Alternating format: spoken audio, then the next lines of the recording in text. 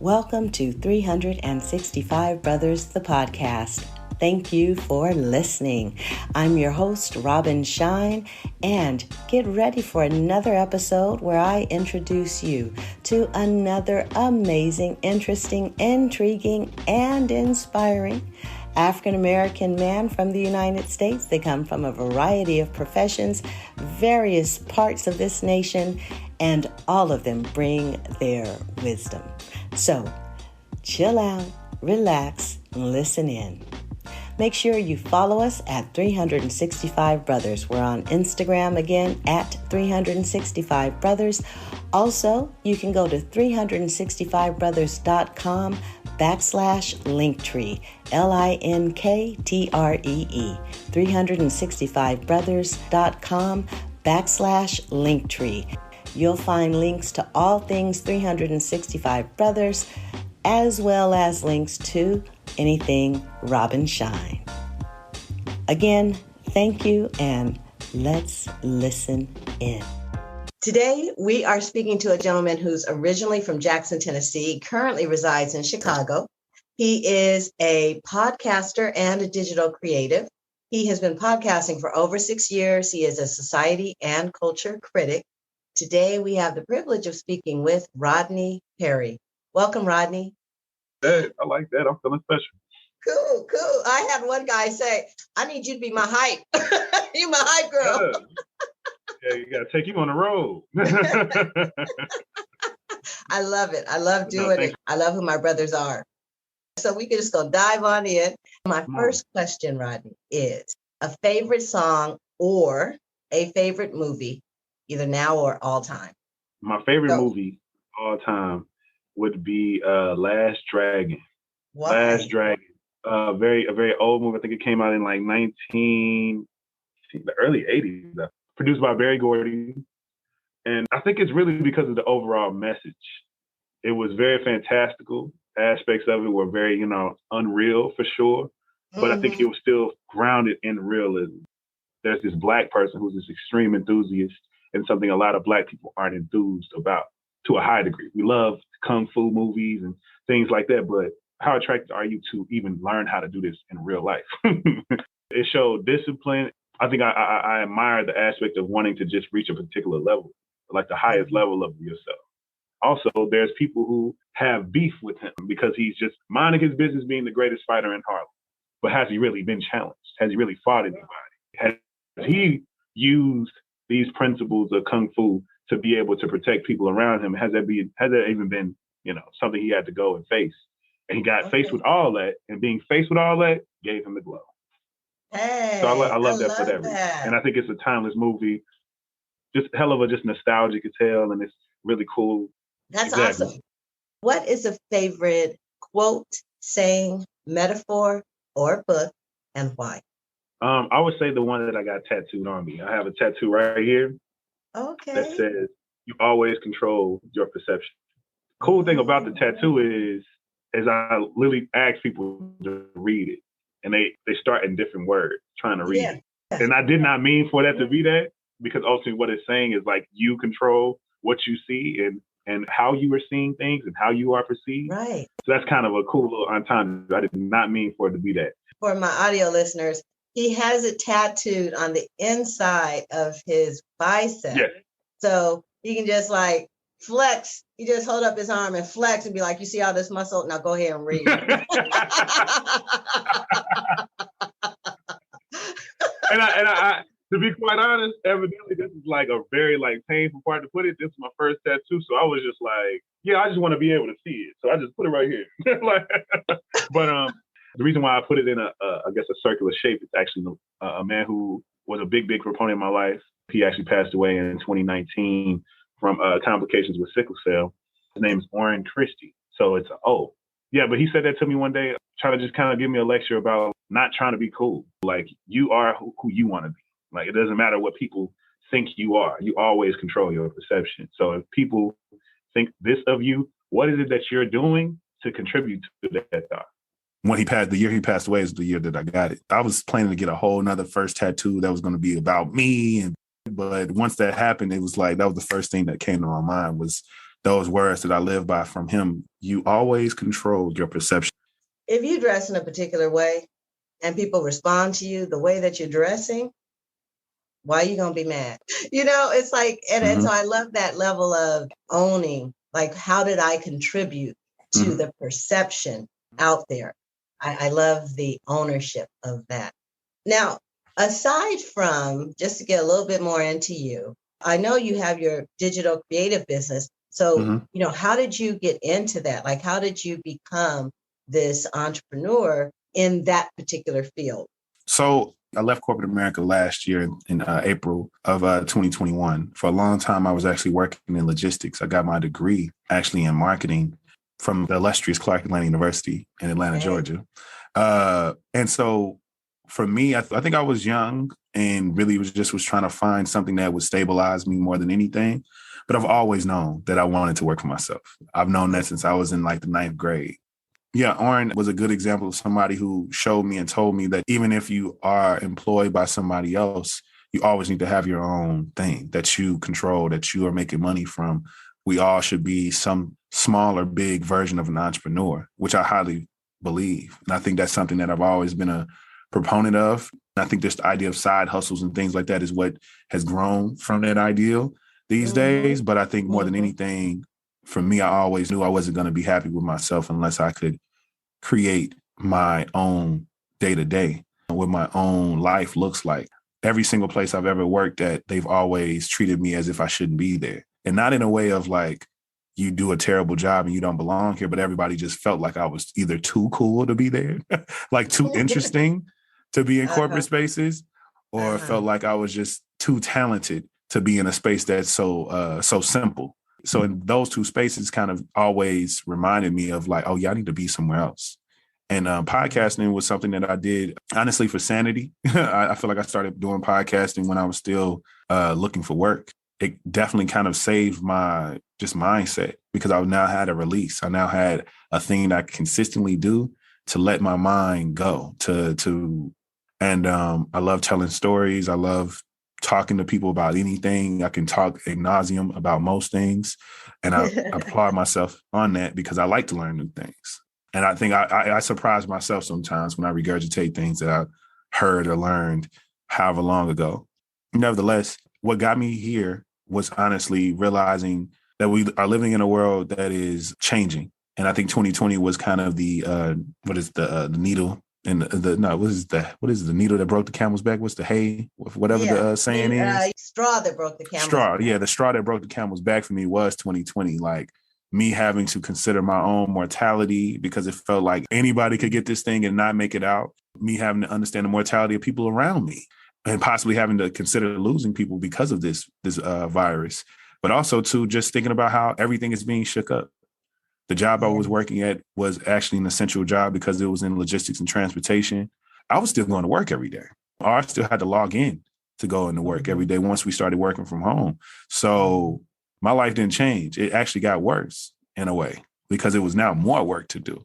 It was more understanding. It was more things to learn to have to be able to do the job. And I was already unfulfilled by it. I already knew this is what I didn't want to do. I couldn't even sleep throughout most of 2020. And I didn't realize how terrible quality of sleep I had until I was waking up and just getting up and going to my computer every day. I was realizing like, damn, I remember all of last night. I remember everything because I didn't go to sleep. I remember every toss and turn. And that was when I realized, like, I wonder how long I've been living this way. And that was when I had to come into the realization of like, oh, my body is projecting the idea of me convincing myself to get up every morning, get in my car, drive 40 minutes to the north side of Chicago and go and work at an office filled with people who really, I don't think really care too much about me and don't really care too much about what it is, who I am and so many other things, or even what the business is. And there was a lot of very cold moments that I was responsible for documenting or doing something with. For instance, it was a situation where it was a whole truck that got off road and it was a really terrible accident. And I was in emails. It took at least 20 plus emails before anybody asked if the driver was okay.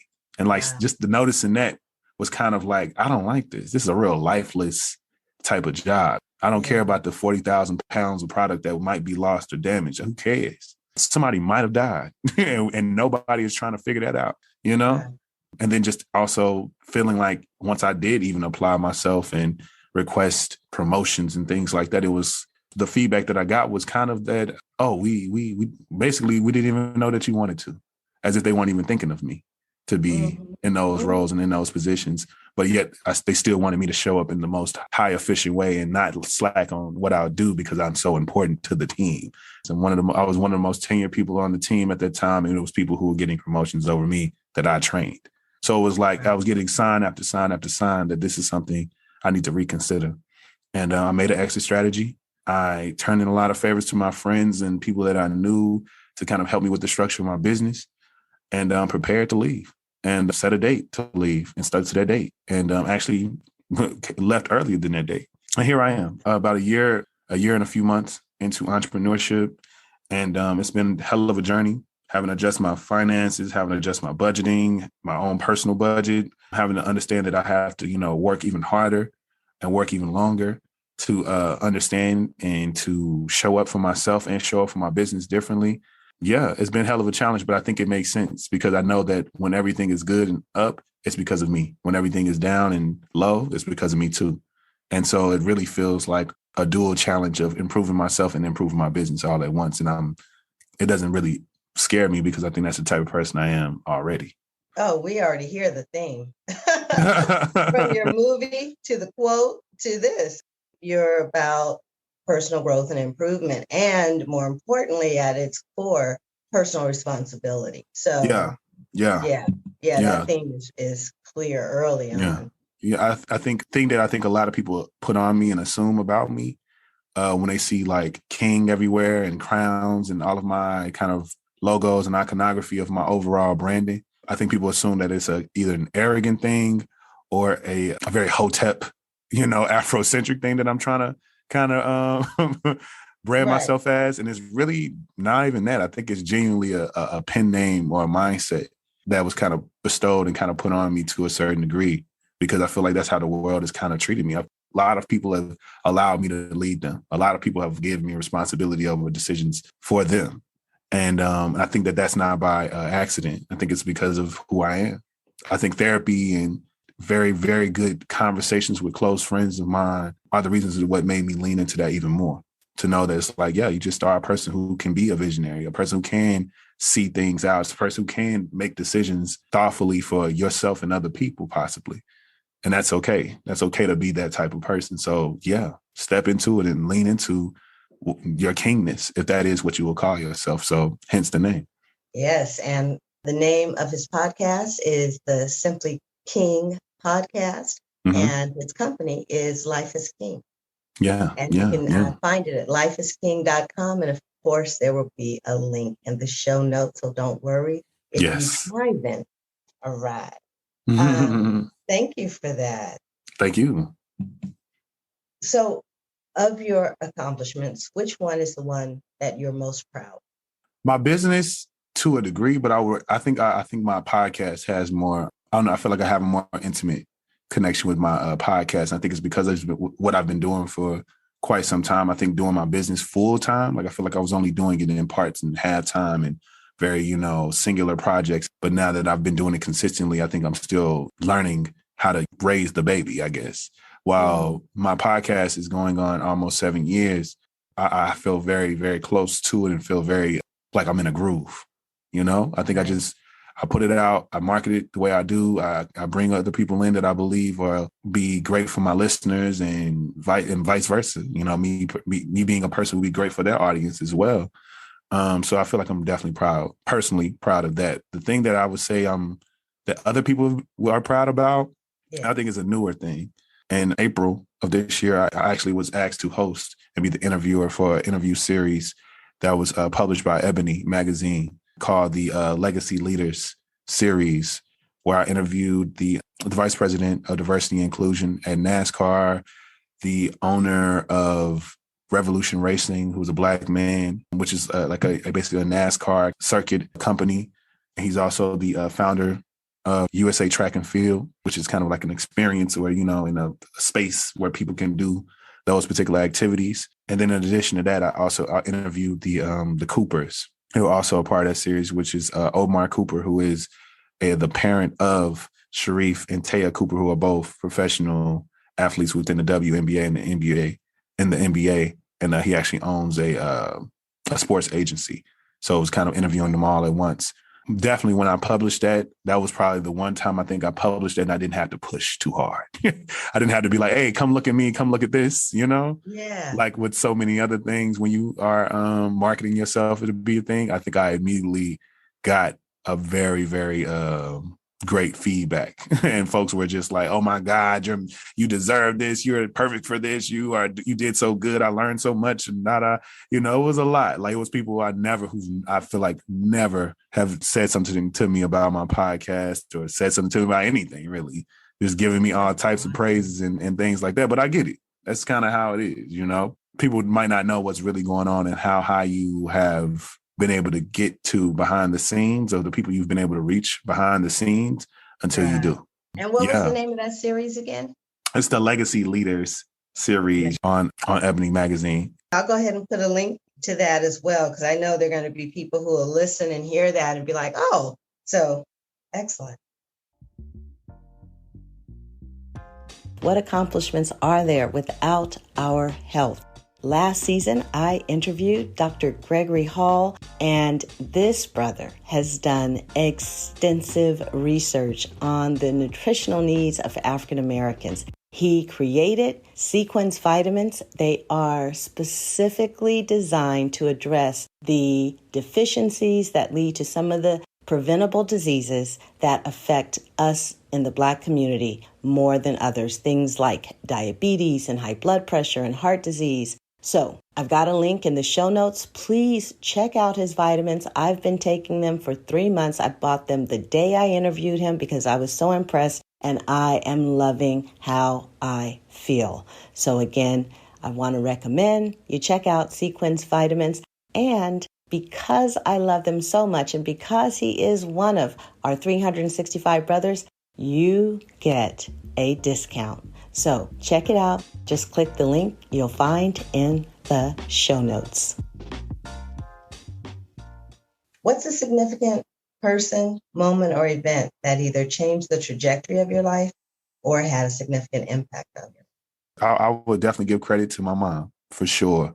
And the particular event would be her allowing me to go far away to college. I think that changed me for the good. I remember my mom saying to someone that asked her, like, oh, girl, ain't they going to be expensive? And what you going to do? And he was like, you got to take out loans and all these other things. Why you want to do all that? Why you going to let them go so far away? Because I'm from Jackson, Tennessee. We talking about 7.5 hours away driving. You talking about at least, probably at that time, maybe she had to drive to Memphis. That's an hour and some change, and maybe like an hour, and then get on a plane and be on a plane for maybe 2 hours. So she could never get to me quickly, put it like that. Mm-hmm. Mm-hmm.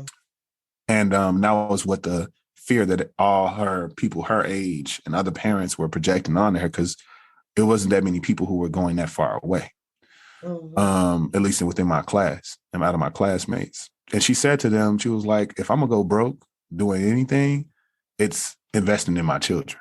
And I was like, look, dog, that's my mama. There you go. She said it, and I love that for her, but it's like, I love that she trusted me. Honestly, she is the reason why I think me and my sister have a very, broad sense of the world, because she never let us be small-minded or only be based in our small town mindset. She always told us she wanted us to travel. She always told us she wanted us to get away. She always told us she would love if we go to school that's, far away, to be able to get new experiences, be able to meet new people, be able to get something different. Because if all we know in life is this, and that's all we'll ever be, she definitely didn't let that imagination in me die. And I think her allowing me to go to a place that was a bigger place with different challenges and a whole new adventure allowed me to face that pretty much on my own in so many ways. Because it wasn't like I had a bunch of family in Atlanta, as everyone usually does.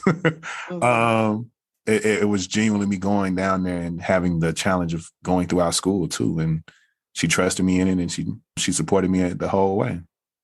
Love it. Love it. Love it. One of the things I love about this, just listening to you, it's like I need to print out my transcripts and just quote some of the things, the ways that brothers have praised their parents. Because, there's a whole manual for getting your kids to find their full self in some of the acknowledgments by brothers about and to their parents in these conversations. And I love. Yeah. And you know, I appreciate you for even like wanting to take the task to even do it, because I do think it matters. I do think it matters. It's the small things like that, you know, like the trusting, like the, you know, allowing people to live the life they want to live, but always kind of creating a space of, I don't know, I guess that is what unconditional love really is. It's like you can go and do all these things that I believe that you say you can do. And even if you don't do well at it, I'm still here. There's no, you better do what you said, or it's going to be bad for you, you know? And I think that's how a lot of people feel about life. And I think that's what parents can help so many, especially young men with, is to like make their aspect with them, the status between them, the world they create within their family unit, one that doesn't feel like life, where it comes with the heaviest of consequences if things don't go the way that you thought they would. And I think that's why so many people who end up being in a very abundant, affluent situations, that's exactly what it is. You know, like you can, oh, you went to college, it didn't work out. Okay, you can come home. Oh, okay, we got a family business that you can work at. If you just need some money, you're just trying to get back on your feet. Okay, cool. We got the house. We got property. You can just stay in that apartment over there. All these different things are nothing but just to not even be safety nets, but genuinely be the support that you need to be able to figure your own things out. And then wash and rinse, the same thing. You start having children yourself and you start creating those things for them. And that's kind of what I think my mom did. And I think what a lot of parents have done to create those spaces for a lot of people. So just hearing you acknowledge your mom for giving you the space and what people were saying, because I know there were people who, you know, were like, "You're going to take out a loan for what?" Yeah. You know, because she did one of those parent loans. Just hearing you got me present to a different aspect of my mother's sacrifice in a way that I hadn't seen it before. So thank you. You're very welcome. Have you, and you know, this podcast was started in light of just so many names that particular year, culminating in George Floyd's death. So I still include this question, even though what I also feel is that there's been a shift in the country, and I'm looking forward to also having a shift in the podcast where it's more about acknowledging the existing power and the going forward of brothers' lives. But I'm loath to yet leave behind this question. Have you had any interactions with law enforcement? And if so, if you could share one or two, they don't have to be horrible. It can just be, you know, just any old thing.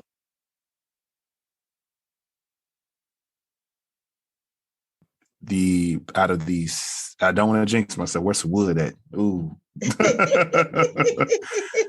I feel like I've had very minimal situations in the past 6 years. And I think it's because of me being more mindful and kind of being more attentive and trying my best to not create a reason, you know? What exactly, like on the court, what does that look like? What are you doing in these last 6 years that's different? Yeah. For one, I have insurance. That's a good start. That's a good start. I'm telling you, because I think it was definitely a time where I was, you know, in a bind, where I was really riding dirty and I was anxious as hell every single time I would pass. And to me, I think that we don't realize how anxiety can manifest so much for ourselves. We can literally create because our mind doesn't process negatives. So if I keep saying, man, I know I don't got insurance. I just hope I don't get pulled over. I just hope I don't get pulled over. You're going to get pulled over. That. You're going to get pulled over. It's going to happen. Because you know, it's on your mind. You pull it for it and don't even realize it. It's on your mind. That was one thing, but that was good. But I had to, you know, make that particular adjustment and do whatever I needed to do to make sure that was something that I had. So I had my insurance on auto. And I know a lot of people don't like auto payments, depending on what type of financial situation they're in. But certain things you just need on auto payments. Because that's the last thing you want to have to, you may forget to pay or whatever. And that be a situation where it's like, oh my God. Because every police officer isn't going to be so forgiving. Like, hey, actually, I was like literally about to pay it. I can pay it right now, or I can whatever. A lot of them might not. No, it was like you was like, you've been driving all day. It's 8:00. You've been driving all day. So I'm gonna get you this ticket and this citation. Or I'm gonna impound your car or whatever it is, because you've been driving around all day with no insurance. So that is offensive. That is an offense. Right. So, and I try to follow traffic rules as best as I can. Anytime I'm seeing that there is a police present or a heavy police presence on the road, I'm you know what? If I feel so uncomfortable to not be over there or not pass, I'll take another route. Mm-hmm. And I think I get it if, that might seem, I only say that do that with your own discretion, because they might come off suspicious for them. No, but I do know what you mean. I think, because I do that too. If I'm making a choice and I got nothing dirty going on. Exactly. But if I'm seeing that, there's a whole bunch of cars stopped on the light, like on the other side of the light, and I could also turn left to go home, or I could go straight, and they're equally the same, and I've done them both. If I see it's a whole bunch of officers, it's not even about not getting in trouble. It's like, whatever they got going on, do I want to risk being caught up in it? Do I want to suddenly, that's when they close the road? I don't want to be bothered. You know what? I see the lights. Let's turn. That's it. So I hear you. That's it. Now, that's it. I have to ask then, because you specifically said in the last 6 years. So is there anything else to share about? Was there anything that happened before those 6 years that changed? I would say the time that I had a police interaction that kind of colored my overall feelings about police, I guess. I was very young. I was probably like a junior or senior in high school. And I was a passenger, and the person who was driving fairly reckless. Drove so fast, he drove past, he didn't even notice. He drove past the police car. Woo-woo. And he almost gave as if he was about to try to run away with us in the car. Right. And then he pulled over and he stopped, and the officer asked him. He was just like, "Were you trying to?" And he was like, "No." He's shining a light all in everybody's face. He's asking him questions. The other officers is looking at us, shining this light in our face, asking us all questions and asking us where we're going and all these various things. And it was very much a tense moment, because we really didn't know what was going to happen. It was a Black officer. I believe both of them were Black officers, if I can remember correctly. And I think it was the moment where I realized, I don't know, I think it just sent me this feeling of anything can happen. Yeah. Anything can change at any point in time. And that was kind of how I felt. And also have more discernment about who I'm hanging with too. and the type of things they do.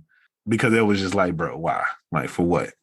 For what now? If something would have happened, now we in trouble for what? Yes.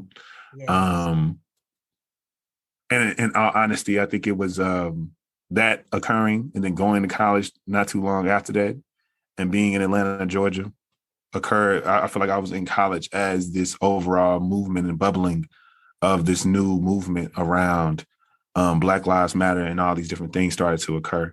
From the killing of Trayvon Martin, that kind of, really sent the world into this real, true frenzy, which I think is still one of the most perfect examples of how injustice really works in this country, because it wasn't a scenario that we then became very, very that became very, very common, and that's Black people being killed by the hands of police. This was by the hands of just a person who felt like they were operating in a space that was very police-like. But the motivation was the same. A lot of these people, quote unquote, felt afraid, felt in fear of their lives, And the lost life is always the lost life of the person who was unarmed and had the most to lose in so many cases, because they were so young, or they were in a situation where they were trying to do something for themselves, or so many different things.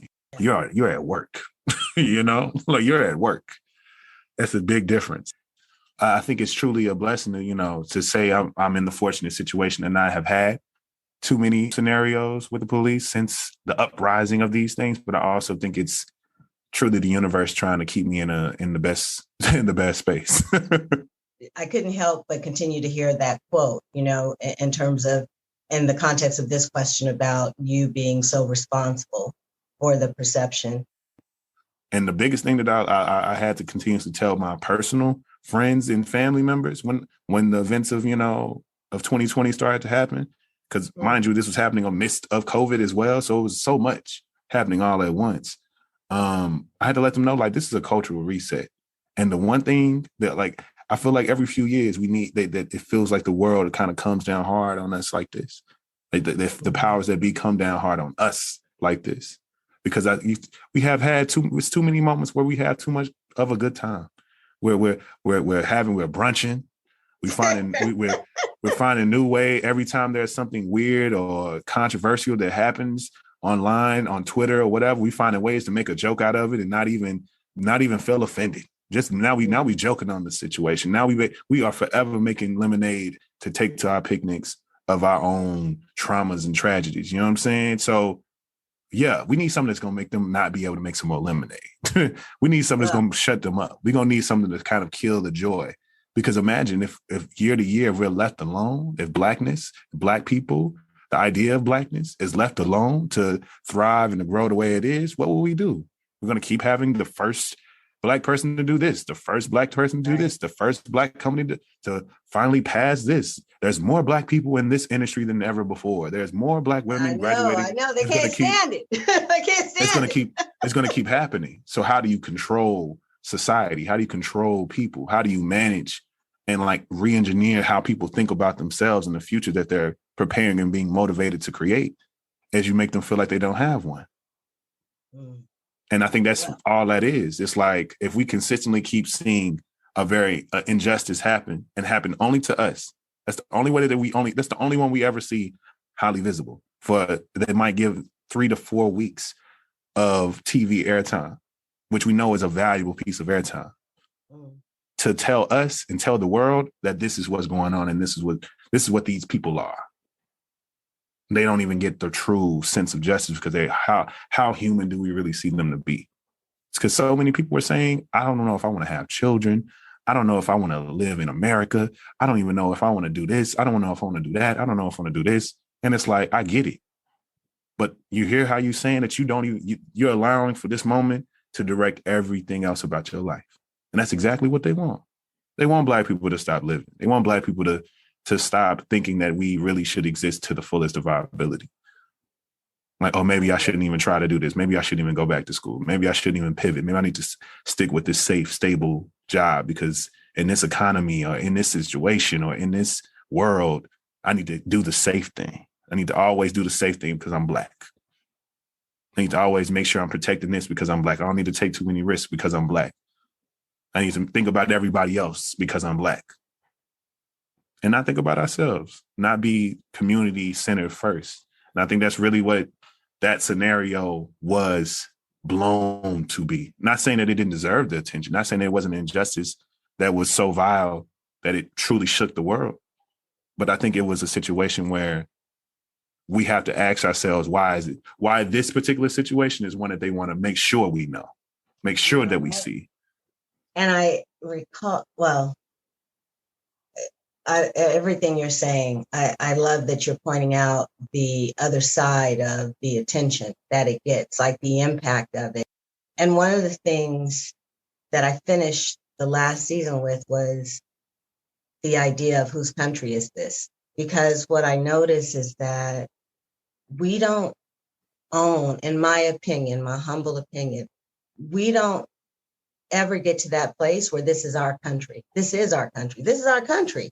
And we don't, because we keep getting these messages, right? And the result is never feeling fully entitled when it's already done. It's already done. But anyway. But I love how our conversation has gotten here, because this question is, if the United States was a woman whom you could speak, whether she's a mother, a lover, a stranger, a neighbor, a friend, you call it. Yeah. If the United States was a woman, what would you say to her? Ooh, this is such a good question, Robin. Ooh. Okay.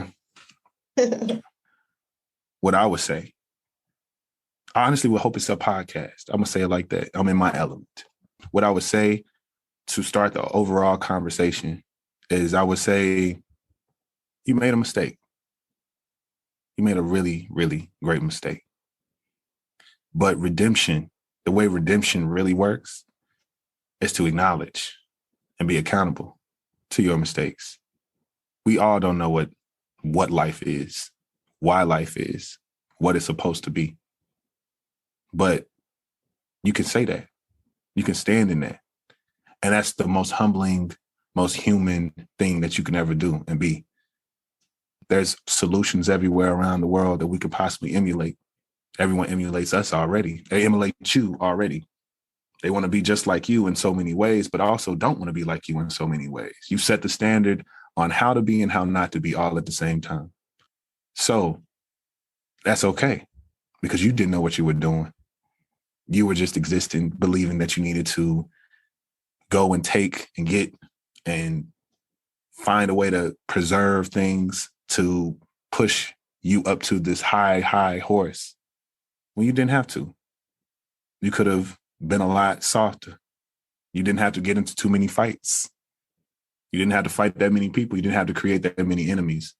And that's okay. You made some mistakes, but you also can fix those mistakes because you're still here. You might be in a lot of debt. You might owe a lot of people a lot of things. But I believe if you prioritize those things, you'll get all of the help that you need, because to be quite honest, the people who have been the most, quote unquote, American are the people that honestly are seen as the least in this country. They fought in your wars. They don't uprise as much as so many others do. They don't cause a stupid amount of violence that shakes up everybody. Only from a perception standpoint, that is what you believe. But I don't even know how many of you really know. How many people like myself do you really know, America? You know? So I would say you can rectify this. And trust me, rectifying it with the people who seem to be at the lowest of the tiers, being Indigenous Americans, Black people, so on and so forth, will only trickle up to the top. It will make everyone's life better. If you can, and if you don't believe me, I say just try it, because the way that it is doesn't seem to be working for you. That's what I would say. Mic drop. That's excellent. Which brings me to a new question for this season. I'm following up the question about speaking to the United States with this. Beyond the generalities and stereotypes, what's one thing you wish all female mothers, sisters, cousins, and lovers understood about the experience of Black men in the United States? You guys are good questions, man. Something that I've kind of come into, I think, as I've gotten older and more mature into my own adult manhoodness, Black manhoodness, is I know that you love me, but I want you to love me for me and me alone more than anything. I don't want my value as a Black man to be solely grounded in what I can give to the unit, what I can be used for in the unit. I want to be loved in an unconditional way because I am who I am. I'm bringing substance into the situation because I'm a person. I have feelings, I have emotions, I have a personality, I have intentions, I have wants, I have needs that you can't just assume about me just because I'm a man. Oh yeah, he likes basketball. He probably likes this. He probably likes the color red. No. What if I actually like wine? I actually want flowers. I actually enjoy compliments. And I actually want you to do something for me on my birthday. You know what I'm saying? I want you to love me for me and to know that I'm really not that attached to the things that I do. I really just feel like that's the world that I live in. That's what is expected of me. So I'm following suit. So I feel like a lot of Black men are so attached to their value being who they are and what they're providing, what they're protecting, being a necessity, a part of the unit of the family, and not just being somebody who everybody chooses to be there. We want you to be here. We love that you're here just because of you. If you don't have the ability to do none of this, if you retire tomorrow, we want to still love you. So I think a lot of Black men need more self-worth for sure, but they want that self-worth to be shown, to be reciprocated and seen as well. I love it. You actually gave me a chill just enumerating some of the things that you like. And really just the whole statement of wanting to be recognized, valued, and appreciated as the unique individual, the unique one of a kind expression of God's creation that you are. Mm-hmm. Mm-hmm. And it was also, I probably got a chill because it's convicting. I don't mind being real about it because I've recognized for myself how much all those things you said, like you're just so right on about how we make these assumptions about what men, because you are a man, because you are a Black man, we know you. Yeah. Yeah. And we don't know nothing and we don't know anything. And we would be so grossly offended as Black women if you just came at us. And then in some cases, when y'all come at us, like know us, when you don't know me. Yeah. And yet, right? And yet I know that you are spot on, and people can get mad if that I said it, but I don't think anyone will, because I think if anyone really hears what you said, they know that it is the truth. And sadly, it's not even just, I realize it's not just with Black men, because we got stereotypes about it. What white men do and don't like, what white women want and don't want, so it's not just us, but I do appreciate in particular the way that I think Black men have had to take on proving their value in a way that other groups do not have to live as a moment by moment, day after day, proving. Yeah.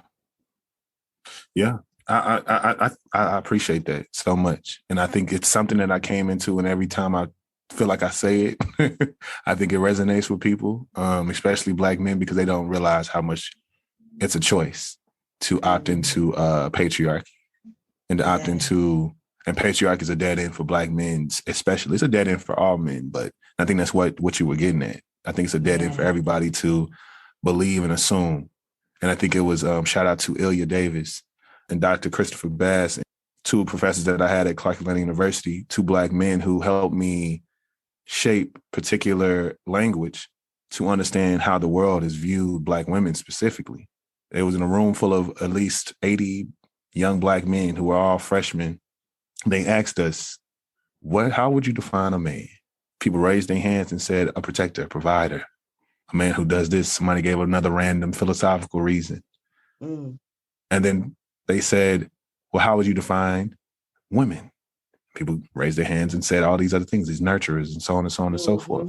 And because Ilya Davis and Dr. Bass are both men who have deep studies and deep authority over philosophy and psychology, they both said together, you're basically projecting what you believe women can be defined as. Because if we're talking about semantics, you're saying that everything men are, if that's what men are, that's what the meaning of that word is. You're saying that anyone who considers themselves to be a woman, that's what they can never be, but that's not the truth. We know that to not be true. Right. Your mom was the one who protected you. Your mom was the one who provided for you. Your mom was the one who did this and did this as well. Even if you had two parents, your mom was still protecting you. She was still providing for you. She was still making sure. And your dad was nurturing you too. And your dad was nurturing you too. He had to hold you. He had to clean them wounds up. He had to hold you and make sure you was good when you was crying. To me, I think that's a big proponent that I think more men need to kind of come into understanding on. We can't allow ourselves to be self-defined by the world. We got to define ourselves. And like, if you're a man who wants to be a person, you choose not to provide. You want to be provided for. Okay, cool. Find somebody who that's alignment with you, bro. You could probably find it. It's so okay. many. It's okay. And also, it's okay because you have women who are trying their best to make themselves smaller, make themselves minimized. They're bosses. They're good managers. They're good heads of household. They know how to make money hand over fist. So when it comes to a partner that they're looking for, they're not even thinking about money. Right. They actually would love to take care of somebody because they feel like nobody's allowed them to. But because they quote unquote appear so masculine, they're not soft enough to be taken care of. When they just want hold on. We got two more questions. You getting all deep in things. Yeah, my bad. I got going. Nothing wrong with that. But I also know I got to edit it. I'm the one responsible for editing this down. Last couple questions. What is a moment in your life that exemplified power? I think it was when I came into the moniker of allowing the people and kind of like calling myself king to a certain degree, allowing it to be my like screen name and my kind of, personal, almost if we had to name my higher selves, I think that was kind of what I named it to be. Like if I am functioning on my best, highest frequency, I'm healthy, I'm this, I'm that, I'm balanced, that's king. To know that that's the source of where so many things are coming from, where I'm speaking from, where I'm writing from, whatever that is, I know that that's what it is. If, you can see it as an alter ego, you can see it as whatever. But for me, I think it was when that was a powerful thing for me, because I think that was the start of me really stepping into self-identity and taking control of my own self-esteem to allow for myself to like show up in a very particular way. Because the name is honestly comes by way of in a very funny way. Go ahead. Children are, we don't know too much. My name is Rodney Perry. So it's not too many Rodneys. Rodney is like the most known uncommon name because a lot of people have heard the name, but a lot of people don't know that many Rodneys, One of the most famous Rodneys in history is Rodney King. And so all my life, I've had to deal with that. All my life, I tell people my name, and they're like, oh, like Rodney King? I'm like, yes. Oh, like Rodney King? Yes. Oh, wow. So that was a song by Lil Wayne on his Carter 3 album called Mrs. Officer. Everybody probably listening probably remembers this song because it was a popular song featuring Bobby Valentino. And there's a hook in the song where he says, Rodney King beat it like a cop. And then we. And so I'm young. I'm going to house parties. I'm going to, teen dances and things like that. And this is a hit song coming out. And every time the part of that song came out, people look to me as if it's like my time to shine. And so it hit at that time. It made it kind of stick. People started just saying it. People just started calling me Rodney King, calling me King for short. And so for me, the power that I feel like I kind of flexed was defining what that meant for me. If I'm going to allow for people to call me something, I want to know I'm going to be the one who defines why they call me that, not anybody else. So for me, it was the fact that I do run for student government. I'm always in charge of things. I'm always the team leader. I'm always the project leader. I'm always the one that people are picking for captains and so on and so on and so forth. People see me as a big brother immediately, and you're older than me. I'm never in a small position. I never have been. People always are quickly giving me license. I work part-time at this restaurant here locally in Chicago called Pilsen Yards, and I've gotten 3 times, "Are you the owner?" Just because of how I'm walking around. And that's just me understanding that in full sense of now. I had to discover that about myself. I think if anything, I just gave it name, gave it license for me to stand up and be that way. And I kept testing it too. I would make myself small. I would be like, I ain't gonna talk too much. I ain't gonna bring attention to myself. Maybe that's what it is. I be talking too much. That's why people let me do whatever I want to do. And I still be like, hey, you, the tall guy with the hair. Can you come to the front and answer this? Or we actually want you to be the one to say this, to do this. And then they learn, and I just started speaking. It was like, damn, we glad we asked you, You got king energy. You got the energy of king, and you owned it. And I owned it. And I think it's a weird and a scary or whatever type of thing, but that was some of the things I think made people kind of lean into me once I got into college and was talking to other, men my age just about stepping into who you feel like you are. Like, you got to discover you first. Like, you got to know, what I am. I am a person. I am, I'm breathing. I got feelings, I feel ways about people. I be feeling love. I be feeling love I've been feeling butterflies and love for other people.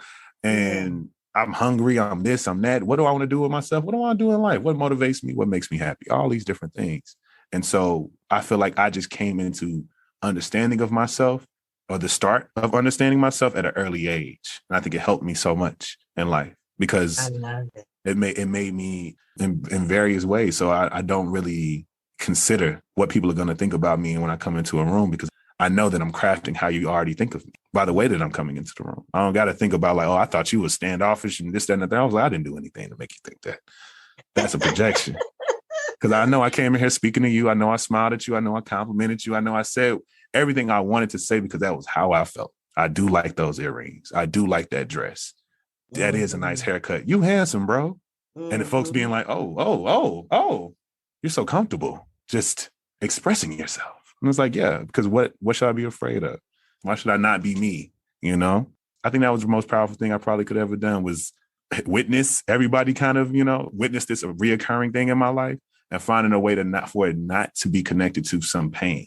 One of the things I love about what you're saying is lately I've been on this kick about not needing to pretend I don't know what I know.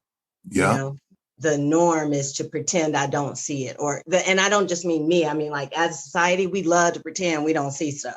We don't know this. And so what I hear you pointing out is I could pretend that I'm not coming into this room knowing fully who I am and knowing how I be in the world, or I can just own it. And that moment of power was in going, you know what? I'm not going to pretend that I'm not the energy of king. Yeah, that's it. Yeah. That's all right. it. Well, here's the last one. If you could spend 5 hours with one Black man, living or dead, who would it be? And what would you talk about, or what would you do? I don't see it, and I don't just mean me. I mean, like as a society, we love to pretend we don't see stuff. We don't know this. And so what I hear you pointing out is I could pretend that I'm not coming into this room knowing fully who I am and knowing how I be in the world, or I can just own it. And that moment of power was in going, you know what? I'm not going to pretend that I'm not the energy of king. Yeah, that's it. Yeah. That's all right. it. Well, here's the last one. If you could spend 5 hours with one Black man, living or dead, who would it be? And what would you talk about, or what would you do? I would say Bob Marley. Ooh, I like it. Tell me why. And I say Bob Marley because I've always admired his very resonating imagery. He is the symbol in itself. It's something to say when somebody's face represents something, Che Guevara. There's not that many people where you just see their face and it means something. And Bob Marley is that. Just seeing his face means a thing. It represents a thing. And it represents so many different things. I would love to be in Jamaica with Bob Marley. We can smoke, we can eat in that amount of time and just talk. And I think I would just want to know about his ways of like finding peace with himself, to ways of being balanced and I want to talk to him about what he think his flaws are. What do you think you might have done wrong? What do you think you might have done differently? What about creating makes you feel good? Is there any aspect of creating that feels euphoric? Because I think that's how it seemed. I think a lot of people looked at it that way. When people see him perform, it's seeming like he gets into this trance when he dances, but it sounds a certain way. It sounds so emotional, especially when you listen to his live things, you look at his documentaries and you see how he was just this very interesting person, but also a person who was easily transferable and transcended in so many ways that he is the basis of like his version of reggae is something that people don't even duplicate. Reggae now is really more so a blend of dance hall and other things. You really don't hear reggae. Even people try that type of reggae, and the folks who do, it's always a poor imitation, or it sounds like some, cruise music or something, He talked the talk and he walked the walk. He really was a revolutionary. He really was about his people. He really loved where he was from. And like all those things are extremely admirable to me.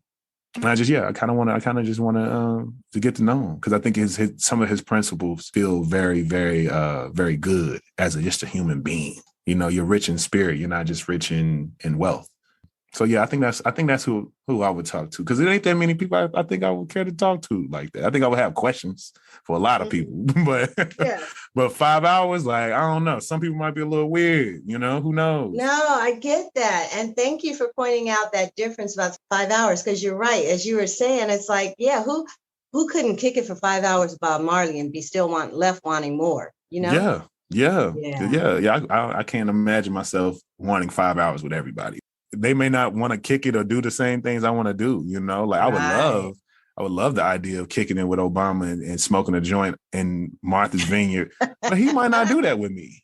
He might not. Right. He might not be that relaxed to be able to do that. He might be a little, even in his retirement, be like, no. Right. Yeah. Secret Service, they're never more than 20 feet away. Yeah, that's I do that. I do that with Michelle. I don't need to do this with a civilian.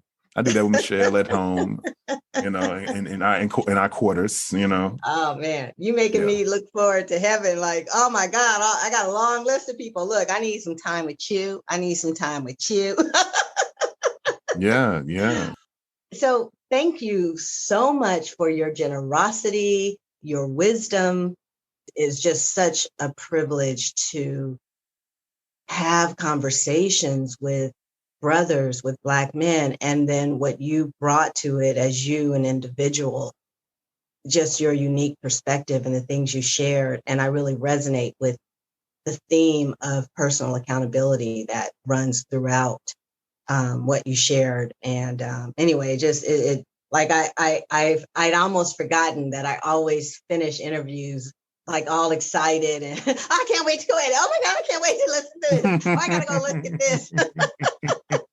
So anyway, so before I let you go, could you share what you got for yourself out of participating in this conversation? I got a lot, honestly. I'm not a guest that often on podcasts, and I think that was something I wanted to change in 2022. I mean, I've guested on a few up to this point. That was kind of my reason for even connecting with you, was just I need to put my voice out there more, because I'm curating conversations for my own, pleasure and with my podcast and what I care about. But sometimes that might be, I might not be giving people who I am.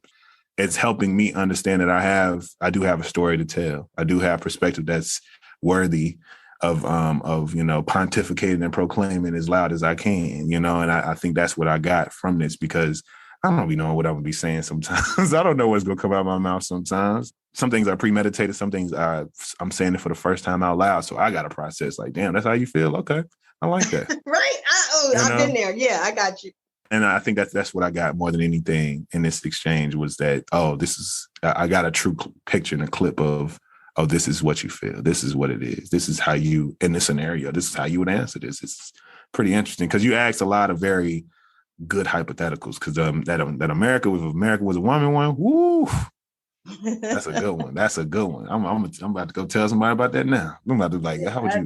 That's my signature question. I was telling people I was going to change stuff, and they were like, "Don't change that one." I was like, "Don't." Yeah, no, don't ever change that one. Don't you worry. Don't ever change that one. I love how you think and what you bring to people. So thank you, and please continue to do that. I definitely would. Thank you. Remember, you can follow us on Instagram at 365 Brothers. Also, follow us on Facebook at 365 Brothers, the podcast. Lastly, I just want to let you know, producing a podcast, it takes something, and I'm really grateful to have partnered with alidu.com. They make publishing easy. There's a link in the show notes for anyone who either has a podcast or is thinking about a podcast. You don't need to learn all that sound balancing and compression. Save all that. Use your time for what matters, interviewing and sharing the stories that your podcast brings. Thank you for listening to 365 Brothers. I certainly hope you enjoyed the episode. I encourage you to subscribe. Please leave a review. I want to know what you think. Also, if you know someone who would be a fantastic guest for 365 Brothers, please direct them to our website, 365brothers.com. You'll also find all the episodes there, 365brothers.com. And your support is welcome. And remember, to listen is to love.